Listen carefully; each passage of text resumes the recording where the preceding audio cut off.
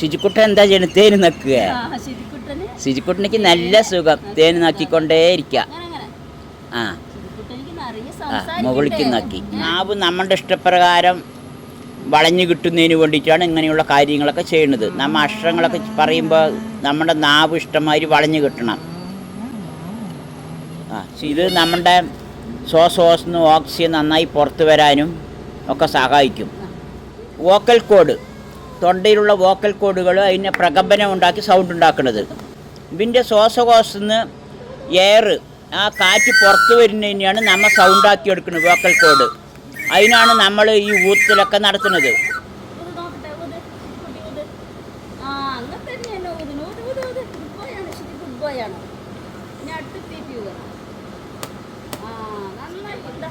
ഇങ്ങനെ വെച്ച് round റൗണ്ടായിട്ട് count വെക്കണം നമ്മൾ.